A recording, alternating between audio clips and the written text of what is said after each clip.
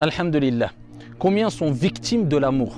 Alors l'amour, il faut savoir que c'est une chose noble, une belle chose. Et Dieu a créé l'être humain, entre autres aussi, pour aimer. Parce que le cœur aime aimer. Et le cœur a besoin d'aimer. L'être humain a besoin d'aimer. Pourquoi? Parce qu'une vie sans amour, eh bien on le sait toutes et tous, c'est une vie amère. Par contre, quel type d'amour? Comment aimer?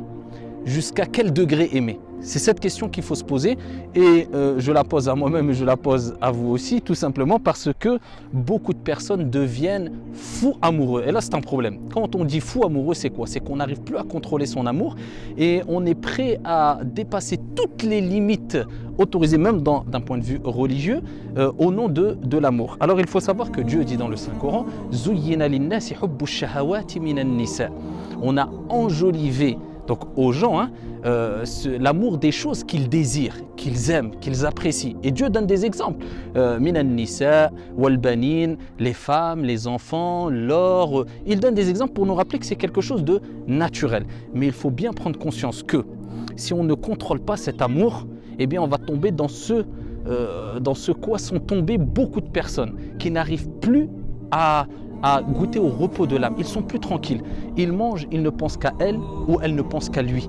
Elle ne voit plus rien si ce n'est lui ou il ne voit plus rien si ce n'est elle. Il est prêt à sacrifier sa famille, il est prêt à sacrifier sa vie, il est prêt à sacrifier ses parents que pour elle ou alors elle pour lui. Et là, c'est un énorme problème.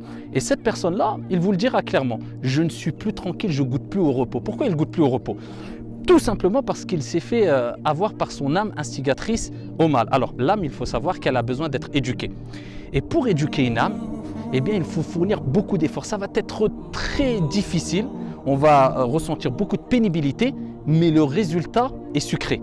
Celui qui se laisse emporter par son âme instigatrice au mal, eh bien ça sera facile. Par contre, il va goûter à des fruits très amers. Je vous donne un exemple. La personne qui voyage, alors c'est sûr et certain que plus le voyage est difficile, plus le voyage est accompagné de difficultés, de pénibilité, et plus le repos est appréciable. Une personne qui voyage pendant une journée, eh bien, ne goûtera pas ou n'appréciera pas le repos comme la personne qui a voyagé pendant 2 semaines. Plus tu as goûté à un voyage difficile et tu as goûté à la pénibilité, et plus le repos va être apprécié parce que tu as fourni beaucoup d'efforts. C'est la même chose pour l'âme. Plus tu vas goûter à de la difficulté pour l'éduquer, plus ça va être difficile pour toi, plus tu vas fournir des efforts, des sacrifices, tu vas combattre ton âme instigatrice au mal, et plus tu vas apprécier ici ces fruits qui seront sucrés, ou dit si tu veux le repos de l'âme. Et ça n'a pas de prix, le repos de l'âme. Donc la première des choses à savoir, c'est que ici on sait toutes et tous quand on dépasse les limites ou pas. Quelquefois on sait très bien, on est amoureux, mais tu te dis là j'exagère, je sais, mais je n'ai. Eh bien à ce moment-là, c'est là où le combat va commencer. Et le prophète alayhi salam a dit Al-mujahidu man jahada nafsah. Le combattant, le réel combattant, c'est celui qui combat son âme. C'est difficile, mais tu sais que le résultat, c'est pour ton bien. Et ça t'apportera que du mal, le fait de suivre ton âme instigatrice au mal et de faire devancer tes passions sur la raison. Ça, c'est la première des choses. Deuxième des choses, il faut savoir qu'il faut couper court. Il y a des moments où il faut couper court. Si tu sais que c'est un amour éperdu, c'est un amour qui n'a pas de limite, essaye de couper court. Pourquoi? Parce que tu vas devenir esclave de cet amour-là et tu n'arriveras plus à dompter cet amour-là. Tu le sais très bien. Donc à ce moment-là, il faut faire tout pour couper court. C'est difficile. Alors cesser la relation. Alors là, je ne parle pas d'un amour contrôlé. Je ne parle pas du fait d'aimer d'une manière licite, d'une manière dans un cadre très sain. Je parle de ceux qui sont devenus, comme on dit, aveugles à cause de l'amour. Ils ne voient plus rien, ils ne veulent plus raisonner. Ceux-là, ils doivent couper court. C'est dur, c'est un combat. Mais comme j'ai dit, plus les efforts sont difficiles et plus le résultat sera appréciable parce que ça va te permettre de goûter au repos de l'âme. Parmi les choses aussi à faire, et c'est parmi les plus grands des remèdes, pour ceux qui disent « je suis fou amoureux, comment dois-je faire ?» Eh bien, c'est de faire ad-du'a. Pourquoi? Parce que l'amour, c'est un sentiment qui est dans le cœur. Et le prophète alayhi salam répétait souvent l'invocation « Ya muqallib al-qulub, thabbit qalbi ala dinik » toi qui retourne les cœurs, et le cœur a été appelé al-qalb li'annahu yataqallab, car il se retourne. Toi qui retourne les cœurs, affermis mon cœur sur ta religion. Donc on sait que c'est Allah qui retourne les cœurs. Aïcha a interrogé le prophète alayhi salam sur cette invocation parce qu'elle a vu que le prophète répétait fréquemment cette invocation. Et le prophète alayhi salam a dit Ya Aïcha, al-qulub, les cœurs sont entre les 2 doigts du miséricordieux, il les tourne comme il veut. Donc ça c'est la preuve que c'est Dieu qui nous permet d'aimer, de ne pas aimer, qui nous permet aussi quelque part d'avoir le dessus sur nos sentiments, sur notre âme, souvent instigatrice au mal. Donc fais beaucoup de dua. Si Dieu ne t'aide pas, tu peux être perdu. Donc demande à Allah Jalla wa Ala de guérir ton cœur et de te permettre d'avoir un amour ici qui est contrôlé et ici qui ne va pas te rendre aveugle, pas un amour fou. Ça c'est parmi les plus grands des moyens. Parmi les moyens aussi qu'il y a aussi pour ceux qui sont tombés dans cet amour, amour qui les a rendus aveugles, cet amour fou, il faut remplir son cœur de l'amour principal qui est l'amour de Dieu. À partir du moment où tu as rempli ton cœur de l'amour d'Allah, sache que tout autre amour sera dans l'enclave de l'amour de Dieu. Donc c'est-à-dire qu'il ne pourra pas sortir de cette enclave-là, il est quelque part encerclé.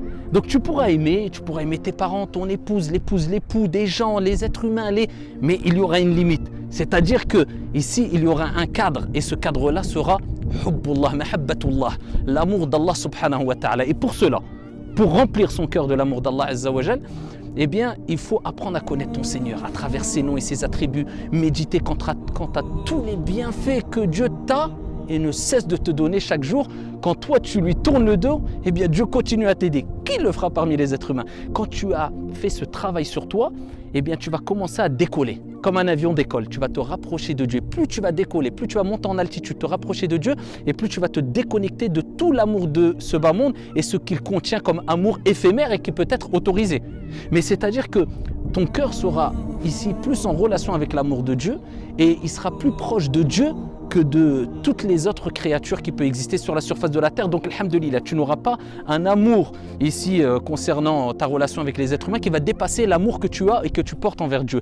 À ce moment-là, si tu respectes ces conditions-là, ce que j'ai dit précédemment, comprendre que tu dois faire un travail énorme sur ton âme, sinon elle va t'influencer vers le mal, vers un amour aveugle, etc. Tu n'as pas le choix, c'est un combat et il va falloir faire beaucoup de sacrifices, ça va être très dur. C'est un peu comme quelqu'un qui fait une cure. Quand il est rentré, il est tombé dans des drogues ou de l'alcool, il est obligé de faire une sorte de cure de désintoxication. C'est la même chose, c'est difficile, mais ça en vaut le détour quelque part. La deuxième des choses, beaucoup de dua, comme j'ai dit précédemment, beaucoup d'invocations. Troisième des choses, il faut couper court à toutes ces relations qui te rendent quelque part fou. Il faut vraiment couper court. Et dernière des choses, et la plus importante, c'est vraiment de remplir son cœur de l'amour d'Allah subhanahu wa ta'ala. Si tu respectes ça, eh bien tu resteras toujours dans un cadre très sain. Et aussi, on peut rappeler pour finir la fameuse parole de Ali bin Abi Talib radiyallahu anhu warda, lorsqu'il disait quand tu aimes, aime avec limite, sans excès, car peut-être que la personne que tu aimes, ton ami, demain deviendra ton ennemi. Tu auras certains regrets. Et quand tu détestes, eh bien déteste avec certaines limites aussi, parce que peut-être celui que tu n'aimais pas, ton ennemi deviendra ton ami chaleureux demain et tu le regretteras. Toujours avoir des limites et que Dieu remplisse notre cœur d'un amour sain vis-à-vis des créatures, des êtres humains et un amour très fort et sans limite vis-à-vis de notre Seigneur. Wallahu a'lam.